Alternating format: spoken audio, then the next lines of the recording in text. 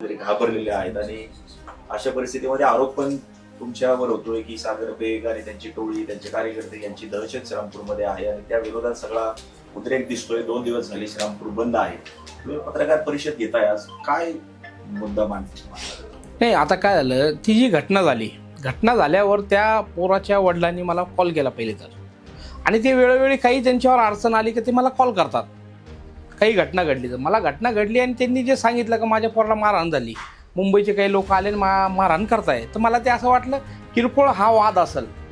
मी तेवढा सिरियस नाही घेतला. पण मी त्याच वेळेत DYSP साहेबांना फोन केला का त्या हॉटेलवर काहीतरी भांडणं चालू आहे, तिथं आपण जाऊन ते चेक करा. तर DYSP साहेब म्हणले तिथं पोलीस आमचे पोस्ट आहे. तर काही माझे सहकारी पोरं होते, मी त्यांना सांगितलं की तिकडे जा हॉटेलवर चेक करा. तर तोपर्यंत त्या पोराला उचलून कामगार हॉस्पिटलला नेलं होतं आणि ते पोरं कामगार हॉस्पिटलला पण आपले जे मुलं होते ते तिथं जाऊन त्यांना भेटले. पण थोड्या वेळाने काही 1-2 तासानंतर कळालं का मुलगा तो डेड झाल्यानंतर ते काय आता मारणारे कोण होते तर मला माहितीही नाही. पण दुसऱ्या दिवशी जेव्हा सगळं हे चालू झालं तर सगळे राजकीय लोक रस्त्यावर उतरले. तर उतरल्यानंतर ते स्वतःही घाबरत होते ना नाव घ्यायला, का कोण आहे यांचा आका. म्हणजे हा का आत्तापासून हे सुरू नाहीये.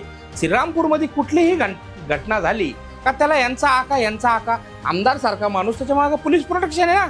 त्यांनी लोकांची दिशाभूल करण्यापेक्षा त्यांनी समाजाला सांगायला पाहिजे का ह्या माणसाचा ह्याच्यात हात आहे. FIR दाखल जेव्हा झाली तर FIR दाखल होत असताना त्याच्या वडिलांनी त्याच्यामध्ये कुठेही उल्लेख केला नाही का ह्या घटनेमध्ये कुठल्या गँगचा संबंध आहे. पूर्णपणे त्यांनी सांगितलं का ते पोरं रूमला थांबेल होते, खाली येताना त्यांनी ज्या वेळेस तिथं किचन बंद होता त्यांनी जेवण मागितलं आणि तिथं जेवण न दिल्यामुळे त्यांचे भांडणं झाले. सपोज धरू आपण एखाद्या गँगशी तो संबंधित होता आणि त्याला मारायला लावलं. अरे मारायला लावलं तर तिथं पाठवत असताना कोणतरी त्याला छुरी, चाकू, बंदूक, काही एखादा रॉड, काहीतरी असे हत्यार तर दिल ना. तिथं मारायला कोणी पाठवलं तर तिथं गेल्यानंतर त्यांनी तिथला टिपॉय का काय उचलला ते पोराच्या डोक्यात टाकला. अशी ती पूर्ण घटना आहे. पण एखादी घटना एखाद्या दुःखाचा डोंगर त्या माणसावर कोसळलेला आहे. आम्ही त्याच्यासोबत आहे. पण त्या घटनेला फक्त राजकारण म्हणून इतकं गावभर बंद करायचं, गावाला वेटीस धरायचं, त्या पोराची बॉडीची विटंबना करायची, पोलीस स्टेशनला आणून ठेवायचं.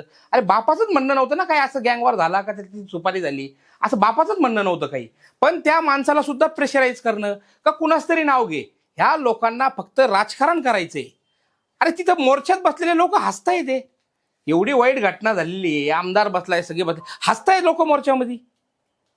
आणि त्या ठिकाणी मीही गेलो असतो, पण मी त्या दिवशी इथं नव्हतोच ना. नाही तर त्या मोर्चामध्ये मीही सहभाग झाला होतो.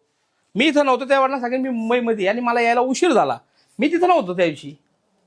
आणि माझं एक आपल्या सगळ्या मीडियाच्या माध्यमातून सर्वांना एकच म्हणणं आहे, जिथं आम्ही याच्यात आढळलं असेल आमचं एक कॉल, एक फोटो. अरे मोर्चामध्ये गेल्यानंतर मी ज्या ठिकाणी मोर्चाला जातो 20-30 हजार लोक त्या मोर्चामध्ये सहभाग घेतात, आणि कोण माझ्यासोबत फोटो काढतोय हे मी तर पाहू शकत नाही ना. एखाद्याने माझा फोटो सोबत काढला आणि तो कुठंतरी पोस्ट केला आणि त्याने कुठंतरी काही घटनेमध्ये तो आरोपी भेटला तर त्याला जबाबदार मला धरणार का तुम्ही? अरे किती लोकांसोबत इथले अनेक नेते मोठे त्यांचेही फोटो आहेत. आणि एका घटनेला फक्त केंद्रित करायचं. आता 4-5 दिवसापूर्वी इथं गोळीबार झाला, 8 दिवसापूर्वी गोळीबार जो झाला त्याच्यामध्ये गुड्डू यादवचा पुतण्याला गोळी लागली. गुड्डू यादव काँग्रेसच्या तिकिटावर नगरसेवकला उभा होता का नाही, प्रभाग 12 मधून. पण त्याच्याकडे आमदार गेला नाही. का नाही गेला? का ज्या पोरांनी गोळीबार केला ते काँग्रेस पोषित गुंड होते, ते हे काँग्रेसने पोषून ठेवलेले. त्या घटनेवर त्यांनी एक शब्द बोलला का? त्याच्या पहिले जगदनेशला 2 मुसलमानांनी चाकू मारला, त्या पोराची किडनी काढावं लागली, मातंग समाजात होता, त्याच्यावर आमदार बोलला का? का बोलत नाही? नायगावच्या नदीवर एका मातंग समाजाच्या पोराची हत्या झाली, मोका लागल्यानंतर त्यातल्या काही लोकांवर गोळीबार पण श्रीरामपूरमध्ये झाला, त्याच्यावर आमदार बोलला का? आणि त्या केसमध्ये 8 ते 9 आरोपी केलेले, फक्त 2 आरोपी त्याच्यात अटक आहे. इतर आरोपी श्रीरामपूरमध्ये राहतात. मोक्यामधले 2-2 मोके त्यांच्यावर लागतात, आमदार बोलत नाही. फक्त आम्ही राजकारण मध्ये आलोय आणि कुठंतरी काही नसताना आम्ही स्टँड घेतलाय. एवढे 48,000 मतदान आम्हाला पडलेले, ह्याला फिकर ही 2029ची, म्हणून सगळा कारभार करतोय. जेव्हा मला पाकिस्तानवरून धमकी आली तर आज महाराष्ट्रभरामधून 80 ते 90 पोलीस स्टेशनला निवेदन गेले का यांना पोलीस प्रोटेक्शन द्या. रोज पेपरला बातम्या आहे बाहेरच्या. पण मला त्या प्रोटेक्शनचा काही संबंध नाही.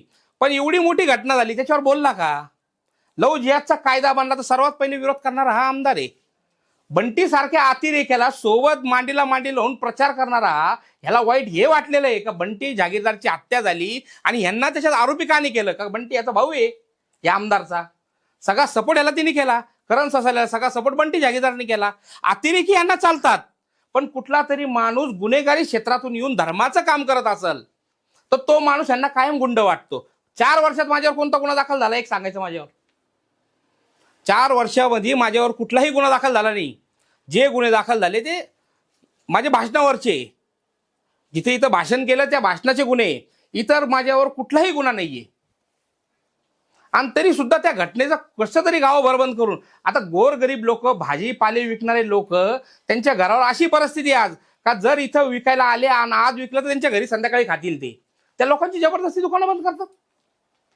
आमदार गाडीवर फिरतोय आणि लोकांना दम देतोय. अरे लोकांनी जर सो इच्छेने बंद केले तर ते बंद करायला आमचाही पाठिंबा आहे, पण एखाद्याला दम द्यायचं, काहीतरी प्रेशर तयार करायचं. बेलापूरमध्ये जाता लोकांना दुकानं बंद करा असं नाही, लोकांनी स्वस्फूर्तीने बंद केले पाहिजे दुकानं. मोठ्या मोठ्या घटना घडतात तेव्हा बंद करत नाही. हा कुठलाही गँगवॉर झालेला नाहीये, हा त्याच्या वडिलांचं म्हणणं आहे. तरी सुद्धा त्याच्या वडिलांवर प्रेशर करायचं काम चालू आहे. आणि काल पोलिसांनी तर हे घेतले, प्रेस घेऊन सांगितलं का ह्यामध्ये 3च आरोपी आहे. आणि आता उद्या यांनी परत मोर्चा ठेवला. मोर्चा ठेवून फक्त एखाद्या माणसाला बदनाम करायचं काम हे कुणाकडून शिकायचं असेल तर या काँग्रेसवाल्यांकडून. जे लोक सगळे एकामेकाला राजकारण, इलेक्शन कुठलं आलं का सगळे एकामेकाला शिव्या देतात, पण कुठंतरी माझं नाव जोडलं कुठल्या घटनेशी तर सगळे भामटे एकत्र येतात. आणि तीच परिस्थिती श्रीरामपूरची झाली. आणि हे काही 8-10 मुंडके का यांना वाटते श्रीरामपूरचे मालकच आहे. कुठे झालं का गाव बंद? मागच्या संक्रांतच्या दिवशी गाव बंद. खरं तर यांच्यावर प्रशासनाने गुन्हे दाखल केले पाहिजे. यांना प्रशासनाने डोक्यावर घेतल्यासारखं आहे, काही हे बोलतील आणि काही होईल. त्या मोर्चामध्ये कुठं ते परिवारचे लोक आहेत का? हेच उड्या मारते, कुठे खुर्च्या टाकतात, कुठेही बसतात आणि गाव बंद. दुबैया यांची एक व्हिडिओ क्लिप व्हायरल झाली. त्यावेळेस दुबैया यांनी घटना घडत असताना किंवा घटनाच्या वेळेस तुम्हाला फोन केला आणि ती व्हिडिओ क्लिप आता, ऑडिओ क्लिप आता व्हायरल झाली आहे. पण दुबैया जे आहे यांनी आपल्याला कॉल करण्याचं खरं कारण काय असू शकतं? आपली त्यांचे काही मैत्रीपूर्ण संबंध, आपले काही त्यांचे व्यावसायिक संबंध, आपल्याला फोन करण्याचं नेमकं कारण काय? नाही, त्यांचे माझे संबंध आहे, एवढे माझे जास्त संबंध नाही. मागेही त्यांचा हॉटेलच्या वरून एका मुलाशी वाद झाला, तो गुन्हा दाखल होत होता. त्यांनी मला कॉल केला. मी साहेबाला म्हणलो जर ते होत असेल, तिथला वेटर दारू पिलेला होता, काहीतरी उलटा बोलला, त्यांनी काहीतरी 2-3 चापटी त्याला मारले होते. मी त्याला सांगितलं नका करू साहेब दाखल, ते होऊन जाईल. तर त्याला काहीतरी विश्वास आला असेल का यांना फोन केला तर मदत भेटेल, त्या विश्वासाने त्यांनी मला फोन केला. त्याच ठिकाणी त्यांनी आमदारला का फोन नाही केला? कुठल्या खासदाराला का फोन नाही केला? मलाच का फोन केला त्यांनी? आणि ते तरी माझे ऑटो रेकॉर्ड होता म्हणून माझ्याकडे ती रेकॉर्डिंग भेटली. कदाचित मी त्या दिवशी फोन उचलला नसता आणि रिटर्न त्याला फोन लावला असता तर एखादा म्हणला असता त्याला धमकवलंच, ते झालं असतं. नुकतंच आता श्रीरामपूर शहर पोलीस स्टेशननी वॉर्ड नंबर 7 सरस्वती कॉलनीमध्ये एका अपार्टमेंटमध्ये रात्री उशिरा कारवाई केली. त्याच्यामध्ये काही आक्षेपार्ह फोटो, डॉक्युमेंट्स बरोबरच एक गावठी कट्टा आणि 2 काडतुसं सापडली. आणि त्याच्यामध्ये सोनू बेग, त्यानंतर एक श्रद्धा नावाची मुलगी आणि एक अजून एका मुलावरती गुन्हा दाखल झालाय. त्या प्रकरणाबद्दल तुम्ही काय सांगाल? नाही, ते घटनेचं मी रात्री तिथं नव्हतो, पण ज्यावेळेस पोलीस माझ्या समोरून गेले तर कुठल्याही घरात घुसायच्या आधी कोर्टाचा वॉरंट लागतो, कोर्टाची परवानगी लागते. त्यांनी काल तो जी कारवाई केली, कुठल्याही सरकारी पंच सोबत न घेता दरवाजा तोडून मध्ये एंट्री केली आणि ते सांगता हे भेटलं. हे पोलिसांचं म्हणणं आहे. त्याचे कुठंही त्यांनी त्या घटनेची रेकॉर्डिंग केली नाही. जर तुम्हाला माहिती, तुम्हाला तिथं सर्च करायचं आहे तर ते घर कुणाचं आहे त्याला घेऊन चावी बनवून तुम्ही ती रेकॉर्डिंग करायला पाहिजे होती. ते तसे घुसले आणि त्यांचं म्हणणं आहे तिथं वेपन भेटलं.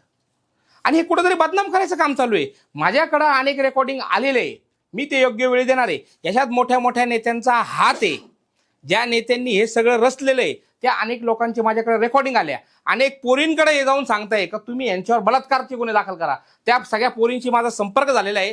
त्या पोरींनी सगळ्यांनी व्हिडिओ बनवले आणि त्या सगळ्या पोरी पोलीस स्टेशनला हजर होऊन सांगणार आहे का त्यांच्याकडे कोण कोण जात आहे आणि यांच्यावर बलात्कारचे गुन्हे दाखल करा.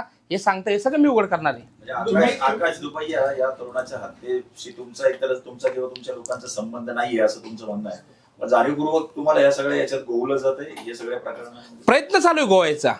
काय झालं, एकदा माणसाचं नाव लागलं गुंड का त्याला जोडायचं ना त्याच्याशी. तर मी काय म्हणतो, कुठंतरी अशी लिंक जोडून द्यायची का त्या पोरांचा माझा 1% सुद्धा संबंध असेल, अशी लिंक तरी जोडून द्यायची ना, का ज्यांचा माझा काहीतरी संबंध आहे त्याच्यात. उगाच फक्त गाव बदनाम करायचं. श्रीरामपूरमध्ये गुन्हेगारी वाढली. आज परिस्थिती बघा, इथून श्रीरामपूरच्या इथून पलीकडे जर पाहिलं वार्ड नंबर 2 मध्ये, तर मोठ्या मोठ्या ट्रकात तोडल्या जातात चोरीच्या. आणि जेवढे गाड्या चोरी होतात आपल्या जिल्ह्यामधले, त्या या वार्ड नंबर 2 मध्ये स्क्रॅपच्या माध्यमातून तोडायला येतात. त्याच्यावर आमदारला ते दिसत नाही. महाराष्ट्रभर गो हत्याबंदी कायदा आहे, सगळे कत्ली करणारे, गायाच्या कत्ली करणारे आमदार सोबत फिरतात, ते त्याला दिसत नाही. घटना हा चुकीची झालेली आहे आणि त्या दुबैया परिवाराला आमचं समर्थन आहे. आणि जिथं त्यांना असं वाटन का आमची गरज पडल तर तिथं आम्ही निवेदन देऊ आणि जिथं मोर्चे काढायचे तिथं त्यांच्या सोबत जाऊ. त्या लोकांशी माझा कुठलाही संबंध नाहीये. तुम्ही शाल पांघरून बेक टोळी 2 नंबरचे धंदे करत असतात आरोप हेमंत ओगले करतात. हा, ते तर माझं मेन म्हणणे. एक पोलिसाची अशी रेड दाखवायची का ज्या 2 नंबर, एक तर माझे पोलीस माझ्याकडून हप्ते घेत असतील आणि तिथं जात नसतील, मग त्या पोलिसाला कारवाई केली पाहिजे. माझ्या माणसांवर, माझ्यावर, माझ्या परिवारच्या माणसावर एक गुन्हा असा दाखवायचा का कुठल्या तरी 2 नंबर धंद्याचा त्याच्यावर गुन्हा दाखल झाला, किंवा या आमदारांनी तिथं नेऊन दाखवायला पाहिजे हा धंदा याचा आहे. उगाच लोकांची दिशाभूल करायची नाही. माझे कुठलेही 2 नंबरचे धंदे चालत नाही. असं कुठेही आढळत असेल तर तुम्ही त्यांना विचारायला पाहिजे का कोणता धंदा यांचा आहे 2 नंबरचा, हा तू चलून दाखव. काल तुम्ही काँग्रेसच्या लोकांवरती जरी आरोप करत असला, मात्र काल शिंदे सेनेतलेच काही तुमचे सहकारी जे आहेत त्यांनी देखील थेट आरोप केलाय की हे जे हिंदुत्वाच्या नावाखाली सगळे गुंडांच्या टोळ्या तयार केल्या गेल्यात आणि हा बकासूर तयार झालाय असं नाही म्हणलं ना, पण त्यांनी नाव नाही घेतलं. मी काय म्हणतो, प्रत्येक माणसाने नाव घेतलं पाहिजे. हा बकासूर कोण? नुसतं कोड्यात कशाला ठेवतात? घाबरू नका कोणाला. न्यायव्यवस्था आहे श्रीरामपूरमध्ये, ती तुमच्या पाठीशी आहे ना. माझंही नाव घ्यायचं असेल तर डायरेक्ट नाव घ्या, घाबरता कशाला? सगळे नाव घ्यायला पाहिजे. आणि हा पहिला मोर्चा आहे का ज्या ज्या वेळेस श्रीरामपूरमध्ये कुठलीही घटना होईल आणि कुठला तरी ओळखी पाळखीचा माणूस त्याच्यात भेटला, काही कोड्यात बोलतात. श्रीरामपूरच्या मुली जबरदस्ती उचलून नेतात, त्याचा बलात्कार होतो. अरे एवढी मोगलाई माजली कोणाची? अरे एक तक्रार दाखवा ना, कोणतरी मुलगी समोर आणा. दिशाभूल करायचं काम आहे आणि नाव पण घेत नाही. कोण करतंय? आमदार आहे तू. तुझ्यामुळं तुला या श्रीरामपूर मतदारसंघ सुरक्षित ठेवायची जबाबदारी तुझ्यावर आहे. तू त्यांचे नाव घेतले पाहिजे. नाव का नाही घेत? टोळीचा सहभाग असू शकतो. अरे काहीतरी पुरावा दे. त्याच्यावर मानहानीचा दावा मी दाखल करणार आहे आमदारावर. त्याच्याकडे काही पुरावा असेल ते द्यावा. आणि मी पत्रकार म्हणून पत्रकारांना सगळ्यांना विनंती करतो की त्याला हा प्रश्न विचारा, यांचा कोणता 2 नंबरचा धंदा चालू आहे ते दाखव. उद्या जो महामोर्चा निघतोय, सर्वपक्षीय सर्व नागरिक मोर्चा काढतायत, तुम्ही देखील त्या मोर्चात सहभागी होणार आहे? हे आपण काय सगळे तेच एकच लोक येते आणि ते आरोपच आपल्यावर करणार आहे. उगाच मी गेलो म्हणजे ते काहीतरी बोलणार, मी काहीतरी बोलणार, लोक म्हणतील मोर्चाला खराब करण्यासाठी इथं आले आणि मला आमंत्रण आलं तर मी जाईन.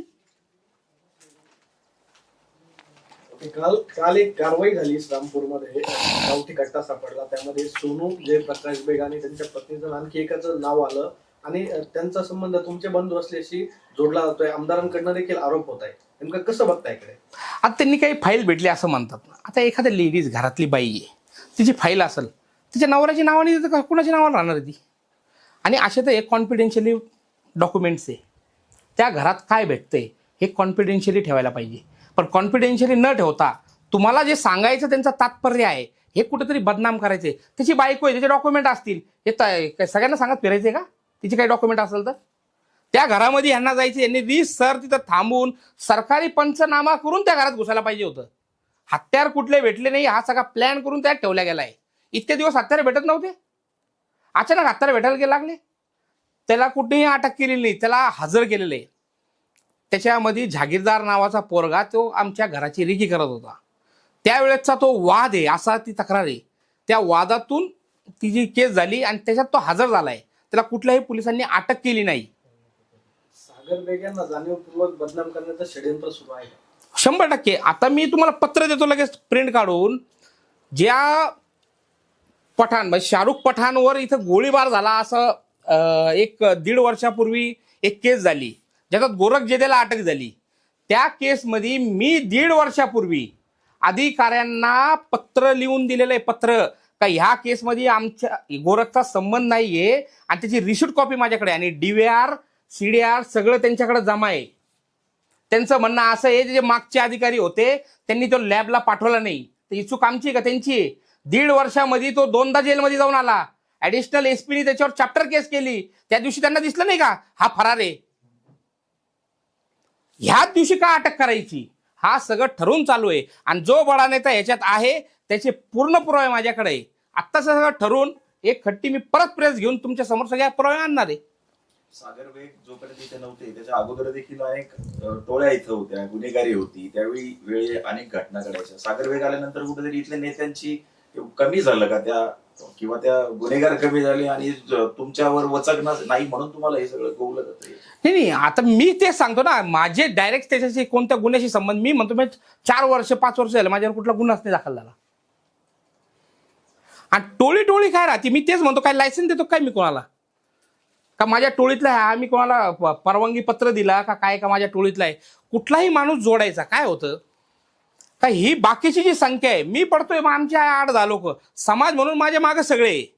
मी आज हे जे मोर्चे करताय याच्यासाठी मी उद्या मोर्चा म्हणलो ना तर अर्धा श्रीरामपूर गोळा करून घेईल, आणि मला कुठल्याही ऑफिसमधून फोन यायची गरज नाही. आज सगळ्या सरकारमधल्या लोकांचे फोन येऊ राहिले मोर्चाला हजर व्हा. हा जो षडयंत्र आहे तो आमच्या सगळं लक्षात येतोय, आणि कुठल्याही टोळीशी माझा डायरेक्ट संबंध आला तर मला आरोपी करायला पाहिजे त्याच्यात. तुम्ही आरोपी डायरेक्ट मला करा. तुम्ही कुणाची वाट पाहतात? प्रशासन जरी असेल ती वाट पाहू नका. कुठंतरी तुम्ही चुकीचं करताय म्हणून मला आरोपी करता येत नाही तुम्हाला. पण ही मग आमदार, खासदार, माजी खासदार किंवा माजी आमदार यांच्यावर दहशत आहे का? तुमचं नाव घेत नाही ते? अहो त्यांना माहित असेल मी नाहीये, त्यांना माहित असतं. आमदार खासदार खायला, आता माझे खासदार लोखंडे साहेब तिथं होते, लोखंडे साहेबाला बॉडीगार्ड आहे, ते कायला घाबरतील मला? आणि आम्ही एका पक्षातले ना, ते कशाला घाबरत? मी तेच सांगतो ना, लोखंडे साहेब तिथं होते, कांबळे साहेब तिथं होते, त्यांनी काय माझं नाव नाही घेतलं, आणि त्यांच्या समोर बाकीच्यांनीही कुणी नाव नाही घेतलं. ते फक्त श्रीरामपूरची गुन्हेगारी संपावा ह्यासाठी ते मोर्चामध्ये हजर होते, आणि आमचंही समर्थन आहे त्यांना. अशा मोर्चामध्ये गेला पाहिजे, गुन्हेगारी संपलीच पाहिजे. पण गुन्हेगारी फक्त हिंदू करतो हा नॅरेटिव्ह खोडला पाहिजे कुठंतरी. चित्ते आणि ओगले, आमदार ओगले, चित्ते आणि करण ससारे हे 11 जुलैच्या मर्डर केस नंतर 12 जुलैपासून श्रीरामपूर बंद करतायत, आणि ते पूर्णपणे रोज फिरून ते दुकाना व्यवसाय सगळे बंद करतायत. आणि याचबरोबर आमदारांनी असं पण एक स्टेटमेंट दिलं आहे की हिंदू धर्मरक्षकच हिंदू लोकांना त्रास देतोय, जो त्रास मुसलमानांना व्हायला पाहिजे तो हिंदू लोकांना होतोय. याकडे आपण काय बघतो? नाही, आता त्रास देतोय म्हणजे कोण देतोय? कोण हिंदू रक्षक? आता सगळ्यात मोठे तर प्रकाश चित्ते हिंदू रक्षक आहे श्रीरामपूरमधले.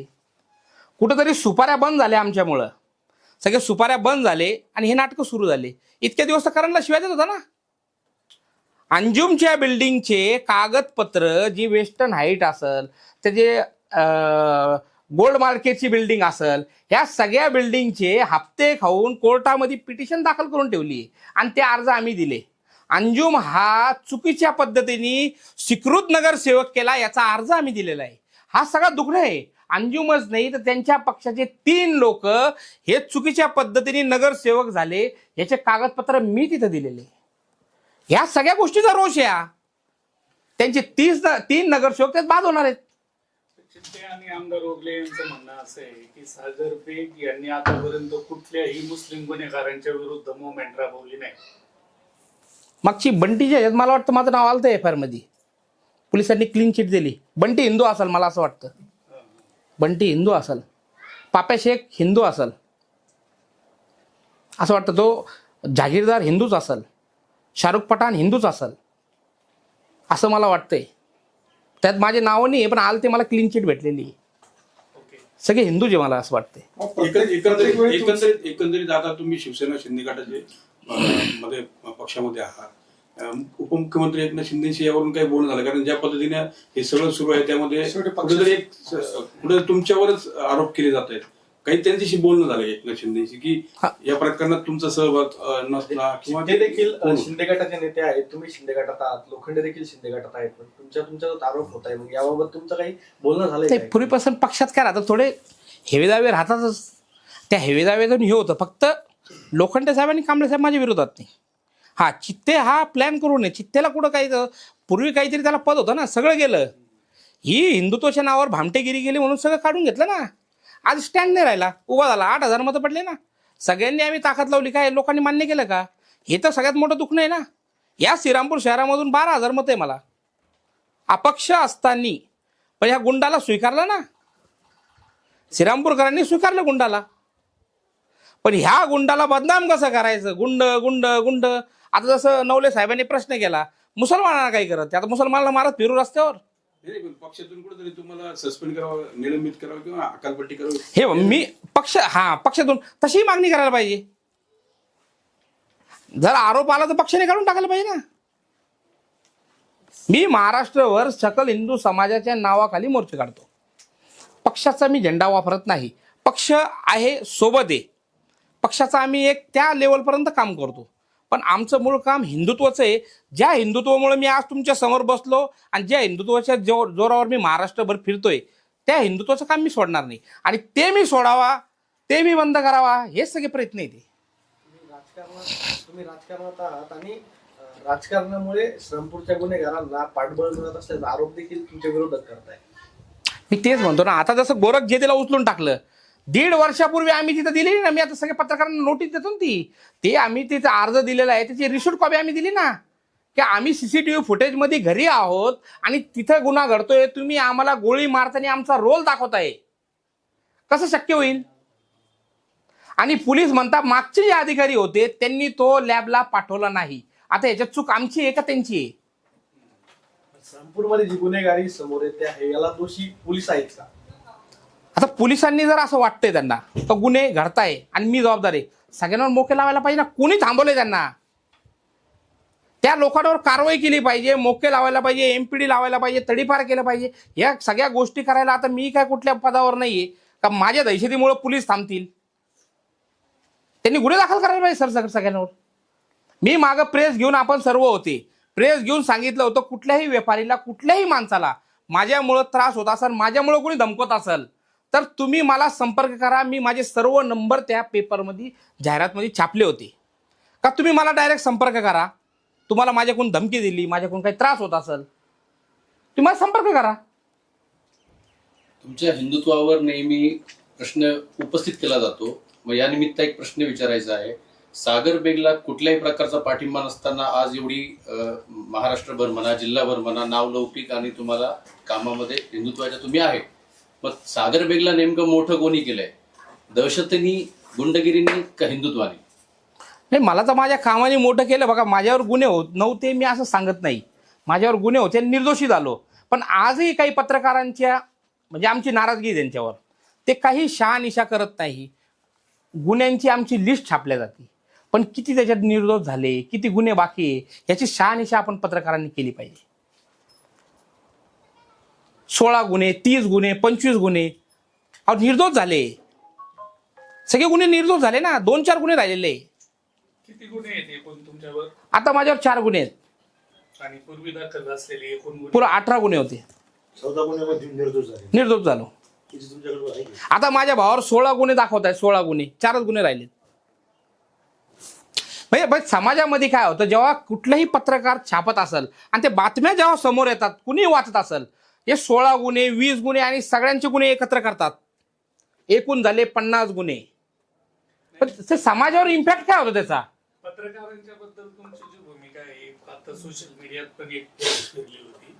पण पत्रकार जी मिळालेली माहिती आहे त्याच्यावरती आधारित बातमी प्रकाशित करतो. माहिती देणारी जी लोक असतात ती शासकीय यंत्रणेतली लोक आहेत. नाही, मग तीच आपण ती शहानिशा, मी तेच सांगतो ना. आता जसं किंवा त्यांनी दोघांपैकी कुणी जी माहिती दिली ती माहिती खरी मानून पत्रकार ते बातम्या देत असतात. त्यामध्ये पत्रकारांचा म्हणजे कोणी पण असेल, पत्रकारांचा व्यक्तिगत रोल आहे असं मला वाटत नाही.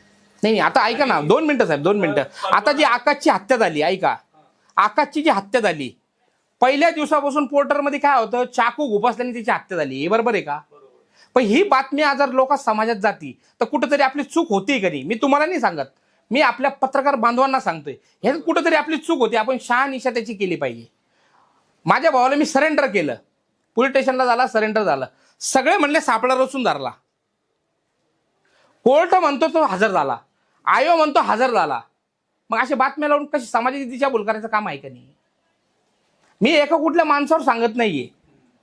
आणि जेव्हा काहीतरी चांगलं काम आम्ही करतो तर ते सगळे पत्रकार आमचं दाखवत नाही ना.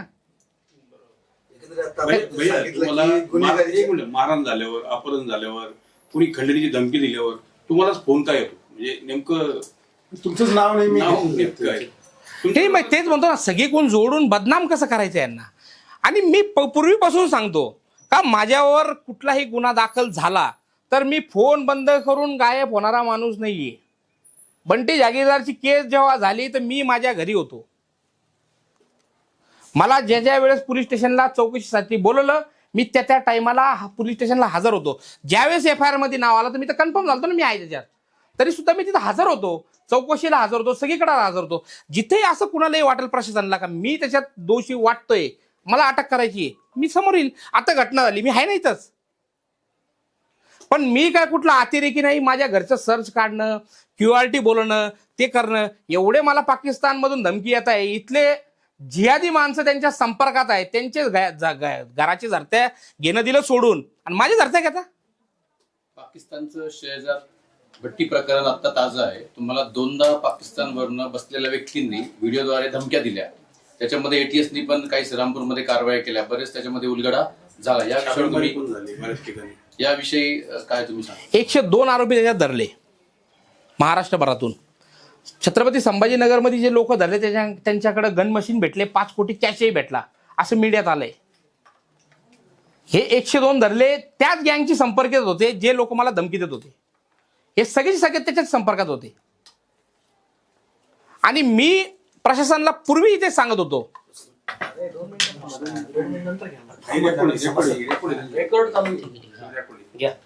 मी त्यावेळेसही ते सांगितलं होतं का प्रशासनाने व्यवस्थित कारवाई करायला पाहिजे.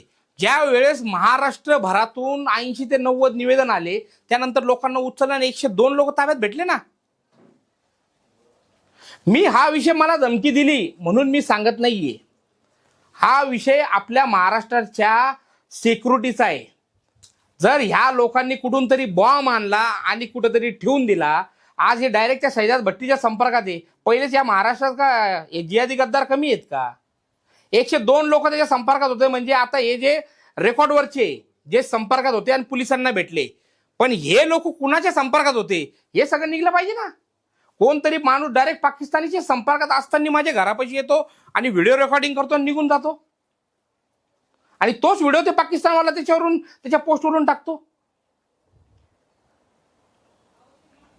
पाकिस्तानच्या कुठल्या लोकांनी किंवा टेररिस्ट किंवा कोणी तुमच्या घराची रेकी केली किंवा तुम्हाला जे व्हिडिओ किंवा कॉल केले किंवा व्हिडिओ आले तुमच्याकडे, तुम्हाला काय वाटतं कोण आहेत ते? सगळे पाकिस्तानी ना, आणि सगळे त्यांच्यावर आता कोणी त्याच्यात सामील आहेत? भेटले ना इथले 5 लोक वार्ड नंबर 2 मधले उचलले होते ATSनी. 5 लोक जे मुसलमान उचलले ते सगळे काँग्रेस पोषित आहे, सगळे काँग्रेसच्या संपर्कातले लोक आहे. तुम्हाला जे धमक्या आल्या किंवा काय आल्या याच्या अगेन्स्ट आपण काही पोलीस स्टेशन मध्ये FIR केली किंवा? मी नाही केली. तिथं राहणाऱ्या माणसांनी जेव्हा तिथं राहतो त्यांनी पाहिलं हे बिल्डिंगचा आपले फोटो आहे आणि व्हिडिओमध्ये तो सांगतो याला बॉम्ब निवडून टाकू. मग तो घाबरला, त्याची मुलं बाळ राहतात, तो गेला पोलीस स्टेशनला तक्रार केली. मी काही सिरियस नाही घेतलं त्याला. तो गेला, तिने तक्रार केली आणि त्यात 3 तक्रार दाखल केली ना, असंच झालं. मग त्याच्या तक्रारीवर 2 धरले ते अल्पवयीन निघले. पण अल्पवयीनला मोबाईल दिला कुणी? अल्पवयीनकडे मोबाईल दिला, अल्पवयीनला गाडी दिली. काहीतरी कायदा पास केला ना आता का अल्पवयीन मुलगा जर गाडी चालवत असेल तर त्याच्या बापावर गुन्हा दाखल करा. पण तशी कारवाई नाही झाली, कारण धमकी मला आली ना. ती मला धमकी आली म्हणजे मोठी कारवाई करायची, म्हणजे सागरबेग फेमस होऊन जाईल. कारवाई करायची नाही ती याच्यात. एकंदरीत आपण आता जे बोलले की तुम्ही देखील गुन्हेगारीच्या विरोधात आहे, मग नेमकी श्रीरामपुरात गुन्हेगारी टोळ्या कोणाची आहेत आणि कोण गुन्हेगारी पोचतो? नाही, मी हेच सांगतो ना, ज्या माणसाला हे सगळा अभ्यास आहे, आमदार आहे ना, तू सांग ना सगळ्यांची नावं. एकच बेकटोळी बेकटोळी बेकटोळी, अरे बेकटोळीचे सदस्य सांग कोण याच्याशी निगडीत आहे. त्यांचे कॉल आहे का, कुठंतरी भेटले का, कुठंतरी प्लॅन झाला का, असे लोक असतील तर आम्हाला आरोपी करा ना. भाजपच्या एका महिला नगरसेवकाकडनं ठिय्या आंदोलन जे पोलीस स्टेशनमध्ये झालं त्याच्यामध्ये असं सांगण्यात आलं की आता टोपीधारक लोकांकडनं विरोध करायला मी रस्त्यावर राहील. सगळ्या व्यापाऱ्यांना आम्ही भेटू आणि सांगू तुम्ही दुकानं उघडा. कुणाच्या त्या भीतीला घाबरू नका. आमदार सारख्याला शोभतं का टू व्हीलर फिरतो, लोकांना दम देतो, बंद कर बंद कर बंद कर. काय जागिरी काय त्याची श्रीरामपूर? या सगळ्या प्रकरणावर एकच स्पष्टीकरण हवं. जे 3 आरोपी पकडलेले आहेत त्यांचा तुमचा काही संबंध आहे का, आणि हे 3 आरोपी कोण आहेत याची पार्श्वभूमी जाणून घेतली, कारण आरोप तुमच्यावर होते. आता याच्यामध्ये भाजपचा नेता आहे आपला श्रीरामपूरचा, त्याच्या रॅल्यामध्ये हे आहे टू व्हीलरवर. करा तर त्याला पण आरोपी. टू व्हीलरवर त्यासोबत राहिल्यावर आहे हेच आरोपी. हेच आरोपी. ह्या आरोपी मधला जो जाधव हो हाय ना, टू व्हीलर रॅली त्याच्या मागं तो भाजपमध्ये आहे. सगळं व्हिडिओ देतो तुम्हाला. सूरज जाधव म्हणताय तुम्ही? नाही आता जे तुम्ही जे नेते गोरखचं नाव घेतात, गोरख पण सगळेच लोक भाजपच्या गाड्यावर वाढदिवस साजरे करायला एकामेकाचे फोटो लावले, तेव्हा कोण नाही बोलणार त्याच्यात. सगळ्यांवर कारवाई करायला पाहिजे ना. आता गोरखवर पण केली तर त्याच्यासोबत गाडीवर जो फिरत होता, जो ताकद देत होता, त्याला पण झाली पाहिजे कारवाई. भाजपचे लोक ताकद देतात त्याच्यावर. आहे ना सोबत. मग सोबत म्हणजे लोक अशा अशा याच्यात सोबत दिसले असन, ज्याचे याचे फोटो असन, प्रत्येकावर कारवाई करा ना. आता प्रकाश चित्ते अर्जुन दाभाडे सोबत फिरत नव्हते, रात्रंदिवस होते ना. अर्जुन दाभाडेवर 2 मोके, मग प्रकाश चित्तेलाही मोक्यामध्ये अटक केली पाहिजे की नाही? म्हणजे आमच्या सोबत राहणारा माणूस हा गुंड होतो, तुमच्या सोबत राहणारा माणूस सुशिक्षित होतो काय?